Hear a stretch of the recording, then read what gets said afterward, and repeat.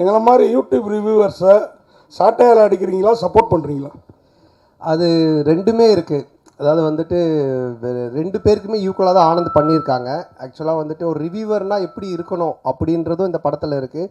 அதே மாதிரி as a ஒரு ப்ரொடியூசர் டிரெக்டர்னா அவங்க எப்படி இருக்கணும் அப்படின்றதும் இதில் இருக்குது. ரெண்டுமே இருக்குது இதில். கண்டிப்பாக ஒரு பட்சமாக இந்த படம் இருக்கவே இருக்காது. பத்திரிகை உலகின் நயன்தாரா. Hello ma'am. மேம், இது வந்து ஜிவிஎம் சார் ஆல்ரெடி இன்டர்வியூவில் சொல்லியிருக்காங்க. எங்கள் படத்தோட ப்ரீ ரிலீஸ் ஃபங்க்ஷன் முன்னாடி அவர் வேறு ஒரு இன்டர்வியூவில் கூட சொல்லியிருக்காங்க. ஆக்சுவலாக அவர் ரொம்ப என்ஜாய் பண்ணி பண்ணார். இது வந்து ஸ்க்ரீன் பிளேக்குள்ளே ஒரு சீக்வன்ஸ். இது ஆக்சுவலாக இது வெறும் காமெடிக்காக மட்டும் எடுக்கல. இது ஸ்க்ரீன் பிளேவாகவே இது தேவைப்படுது. ஸோ நாங்களே கொஞ்சம் ஹெசிடேட் பண்ணி தான் சார்கிட்ட கேட்டோம். பட் அவர் ரொம்ப ஸ்போர்ட்டிவாக இது பண்ணி தான் அவன் நல்லா இருக்குது இது அப்படின்னு சொல்லி பண்ணார். நீங்கள் தேட்டரில் பாருங்கள், பார்த்தீங்கன்னா உங்களுக்கு எதுக்காக பண்ணுன்றது ரிவீல் ஆகும் கண்டிப்பாக. Sir congratulations.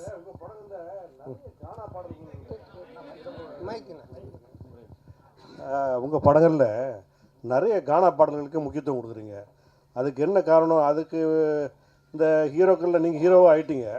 அந்த மாதிரி இந்த இன்ட்ரோடக்ஷன் சாங்ஸு அந்த மாதிரிலாம் நீங்கள் இம்பார்ட்டன்ஸ் கொடுக்காம மெயினாக கானா பாடலுக்கு முக்கியத்துவம் கொடுக்குறதுக்கு என்ன காரணம்? இல்லை, தம்பி டைரக்டரும் அதுக்கு ஒரு முக்கிய காரணம். இவர் வந்து ராயபுரம், ஆனால் சொந்த ஊர் திருநெல்வேலி. அதனால தான் பைல்வான் ரங்கநாதன் நடிக்க வச்சிருக்கான் படத்தில், அவங்க ஊருக்காரங்க அப்படின்னு சொல்லிட்டு. ஸோ அது மாதிரி அவங்க ராயபுரம். ஸோ இதுக்கு முன்னாடி நான் பண்ண கானா படம் பார்த்தீங்கன்னா ஜான்சன், அவன் வந்துட்டு வியாசார்பாடி. ஸோ இவங்க எல்லாருமே இன்புட்ஸ் கொடுக்கறதா. என்னோட இன்புட்ஸும் கிடையாது. ஸோ அவங்க என்ன சொல்கிறாங்களோ அதை நம்ம கேட்டு பண்ணுறது தானே. அந்த பாரிஸ் அதுதான் அதிலோட ஃபுல்லாக கானா படம். ஆமாம், அந்த டைரக்டர் வந்துட்டு வியாசார்பாடி. ஸோ இவர் ராயபுரம். இன்னும் நான் வந்துட்டு இது மின்ட்டு தாண்டவே இல்லை. சந்தானம் சார் ஒரு நிமிஷம். மணி சார், எப்போதுமே எல்லாருமே நிறைய வசூல் வரணும், திருப்பதியிலவே வந்து நம்ம வந்து சாமி கும்பிடணும் அப்படிம்பாங்க. இந்த படத்தில் நீங்கள் திருப்பதி கோவிந்தாவை கிண்டல் பண்ணியிருக்கீங்கன்னு சேலத்தில் வந்து நிறைய வக்கீல்கள் வந்து புகார் கொடுத்துருக்காங்க. அந்த கோவிந்தா பாட்டு வந்து உண்மையிலே கடவுளை கிண்டல் பண்ணியிருக்குதா? அவங்களுக்கு என்ன பதில்?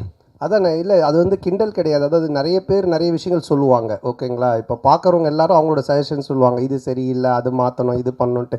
பட் அது எல்லாத்தையும் நம்ம எடுத்துக்க முடியாது, அப்படி வாழவும் முடியாது. கோர்ட் என்ன சொல்லுது, அப்புறம் சென்சார் சர்டிஃபிகேட், அவங்க சில ரூல்ஸ் அண்ட் ரெகுலேஷன்ஸ் வச்சுருக்காங்க. அவங்க சொல்கிறது மட்டும்தான் தமிழ் சினிமாவில் பண்ண முடியும்.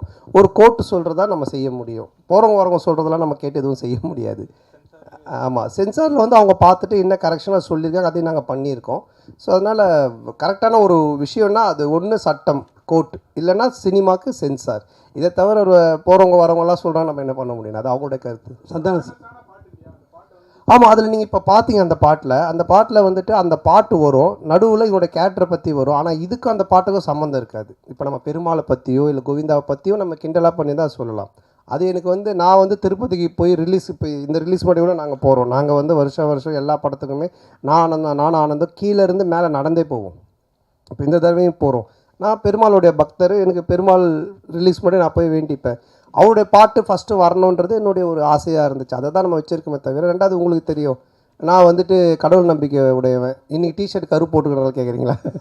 ஸோ அதனால் நான் வந்து கடவுளை கிண்டல் பண்ணியோ கடவுள் இது பண்ணலாம் இது பண்ணவே மாட்டேன். அது உங்கள் எல்லாருக்குமே தெரிஞ்ச விஷயம். அதனால் அது வந்து என்னுடைய மன திருப்திக்காக வச்சது. அதுவும் சரியான முறையில் இருக்குது.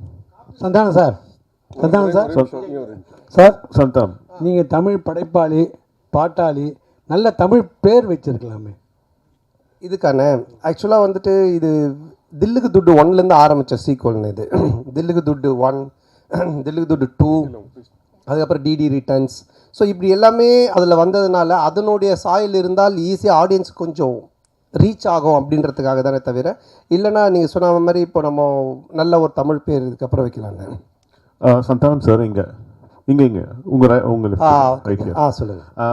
இப்போ ஒரு வாரமாக வந்து எல்லையில் வந்து பதற்றம் இருக்குது. எதிர்பாராத பல நிகழ்வுகள் நடந்திருக்கு. இந்த நிகழ்வுகளால் சில படங்கள் ரிலீஸ் ஆன படங்களை வந்து நிறுத்திட்டு புஷ் டேட்ஸ் ஆல்சோ. பலர் வந்து ரிலீஸ் பண்ணலான்றதை வந்து புஷ் பண்ணுறதுக்கான முயற்சியும் எடுத்திருக்காங்க. உங்களுக்கு அந்த மாதிரி ஏதாவது அன்சர்டனிட்டிஸ் இருந்ததா? போன வாரம் ஏதாவது மாற்றுதல் பிளான் பண்ணியிருந்தீங்களா? என்ன? ஆமாம், நிச்சயமாக இருந்துச்சு. அது நான் ப்ரொடியூசர் ஆர்யாட்டையும் நான் வந்து டிஸ்கஸ் பண்ணோம். ஆர்யாவும் பேசிகிட்டு இருந்தாங்க. ஆனால் அதுக்கப்புறம் அது நல்ல முறையில் கடவுள் அருளால் சுமூகமாக அது இப்போ முடிஞ்சு ட்ரம்ப் அந்த ஒரு ட்வீட் பண்ணதுக்கப்புறமா அவர் சொன்னதுக்கப்புறமா இப்போது சால்வ் ஆனதுனால சரி ஓகே அகைன் நம்ம வந்துட்டு ப்ரொசீட் பண்ணலாம் அப்படின்ற ஸ்டெப் தான் எடுத்திருக்கோம். மேபி பதட்டமாக இருக்குது, இன்னும் மோசமாக போயிட்டுருக்குன்னா நிச்சயமாக நாங்களும் அதை எல்லாமே இது எல்லாத்தையுமே ஸ்டாப் பண்ணலான்னு அவர்கிட்டே சொன்னோம். நிக்கில் முருகன்கிட்டே நாங்கள் என்ன சொன்னோம்னா இல்லை சார் நம்ம ப்ரெஸ் இதெல்லாம் ஸ்டாப் பண்ணிடலாமா இன்னும், அப்புறம் மார்னிங் அந்த ஒரு நியூஸ் பார்த்துட்டு தான் அதுக்கப்புறம் சரி நம்ம ப்ரொசீட் பண்ணலான்னு பண்ணோம். சார் கேமியோ ரோல் யாரும் பண்ணுறீங்களா? இல்லை இப்போதைக்கு அந்த ஐடியா இல்லை, அப்படியே இருந்தாலும் இப்போ சொல்ல மாட்டோம் இல்லைங்களா. இல்லை இந்த படத்தில் யாரும் இருக்காங்களா?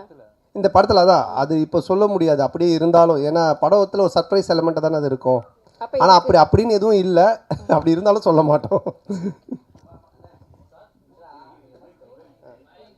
டைரக்டர் சார், டைரக்டர் சார், இன்னொரு பைக் கொடுமா. போஸ்டரில் ஹீரோயினையும் கஸ்தூரி மேடத்தையும் காணாம என்ன காரணம்? இன்னைக்கு இது நிறைய போஸ்டர் டிசைன்ஸ் பண்ணோம் சார். ஸோ இதில் இன்னைக்கு 15th வந்துடும் சார் கஸ்தூரி மேடம் போஸ்டர். அவர் பிரச்சனை அவருக்கு. டைரக்டர் அண்ட் சந்தானம் சார், இந்த படத்தில் வந்து பார்த்தீங்கன்னா போகிற போக்கில் நெல்சன் சாரியும் கலாச்சிட்டாரு, அப்படியே காக்கா காக்கா அந்த இதையும் சீனியும் எடுத்திருக்கீங்க. ஸோ இது ரெண்டுமே ஒத்துக்கிட்டாங்களா? அதே போல் இந்த படம் முடிஞ்ச உடனே சந்தானம் சார் இந்த படத்துக்கு ரிவ்யூ பண்ணுவாரா? கண்டிப்பாக அவரே படத்தில் ரிவ்யூ தானே. இது யாரையும் கலாச்சி பண்ணல, இது ஒரு ஃபேண்டசி வேர்ல்டுக்குள்ளே அவர் கிங்ஸ்லியாகவே இருக்கார். ஸோ அதை சொல்கிறதுக்கு ஒரே ஒரு பாயிண்ட்டு அவர் டைரக்டர் நெல்சன் தான். ஸோ அதனால தான் அதை மாதிரி ஒரு டைலாக் பண்ணோம். இல்லை அதுலேயே சொல்லியிருப்பாரு, டேய் நீ நெல்சன் படத்தை ப்ராடக்டரா, நெல்சன் ஒரே மாதிரி கொண்டு போவாரா, நீ ஏன்டா மாத்துற அப்படின்ற மாதிரி ஒரு இதை போட்டிருப்பாரு. அதனால தான் கேட்டோம். நெல்சன் எதுவும் இது அப்ஜெக்ஷன் தெரிவிக்கலையா? இல்லை இப்போ என்னென்னா ஒரு டேரக்டருக்குன்னு ஒரு ஸ்டைல் இருக்குது ஓகேங்களா. இப்போ வந்துட்டு இவர் படம்னா இந்த மாதிரி இருக்கும் அப்படின்ட்டு. ஸோ ஆனந்த் படம் அப்படின்னாலே நிறைய கொஞ்சம் கிண்டல், அந்த ஒரு சட்டையர் அண்ட் ஸ்பூஃப் இருக்கும். சில படத்தோடைய ரெஃபரன்ஸை வச்சு அவர் கிண்டல் அடிப்பார், அப்புறம் சில பேரோட கேரக்டர்ஸ் வச்சு பண்ணுவார். ஆனால் அது எல்லாமே ஒரு ஃப்ரெண்ட்ஷிப்பில் எல்லோரும் தெரிஞ்சவங்க, அவங்கக்கிட்ட எந்த ஒரு பாதிப்பும் வராதுன்னு தெரிகிறது மட்டும்தான் பண்ணுவோம், இல்லைன்னா அது பண்ணுறது கிடையாது சார். இப்போது நாங்கள் ஜாலியாக பேசிப்போம், ஆனால் இவர்கிட்ட பேசினா அது செட் ஆகாதுன்னா அதை நாங்கள் அவங்கள தொட மாட்டோம் சார். இப்போ நீங்கள் பார்க்கிங் காசு கோவிந்தா, டிக்கெட் காசு கோவிந்தான்னு சொல்லிட்டு ஒரு விஷயம் சொல்கிறீங்க. லேட்டஸ்ட்டாக ஒரு 2 மாதத்துக்கு முன்னாடி பார்த்தீங்கன்னா தேட்டரை விட்டு வெளியே வரும்போது பார்க்கிங் காசு வேஸ்ட்டு, பாப்கார்ன் காசு வேஸ்ட்டுன்னு சொல்லியிருக்கீங்க. எந்த படத்தை மென்ஷன் பண்ணி சொல்லியிருக்கீங்களா? இல்லை எந்த படத்தையும் மென்ஷன் பண்ணல. ஆடியன்ஸு மக்கள் டெய்லி என்ன பேசுகிறாங்க, டே டு டே அவங்க என்ன கரண்ட் சுச்சுவேஷனில் இருக்காங்கன்றதை பார்த்துட்டு அதை எடுத்து நம்ம படத்தில் வைக்கிறோம். எப்பவுமே படம் அதுதானே, என்ன நடக்குதோ அதை நம்ம எடுத்து அது சினிமாவாக காட்டும்போது நல்ல ரீச் கிடைக்கும். ஆர்யா ப்ரொடியூசர் நல்ல சம்பளம் கரெக்டாக கொடுத்துட்டாரா? ஆர்யா கிட்ட கேட்குறீங்களா? சந்தானம் சார் சம்பளம் கேட்டது கொடுத்துட்டாரா? நான் கேட்டதை விட அதிகமாகவே கொடுத்துட்டாரு. அதாவது வந்துட்டு என்ன சொல்கிறது, அதான் நான் சொன்னேன் இல்லைங்களா, நாட் ஓன்லி இந்த படத்தோடைய சம்பளன்றது இல்லாமல் என்னுடைய என்ன உனக்கு தேவை, எங்கேயும் போய் டக்குன்னு ஒரு அட்வான்ஸ் எடுத்துகிட்டு வராங்கன்னு சொல்லிட்டு கை நீட்டாத, எங்கேயும் வாங்காத, நீ வந்து 1 year ஃப்ரீயாக வேலை செய்யினாங்க.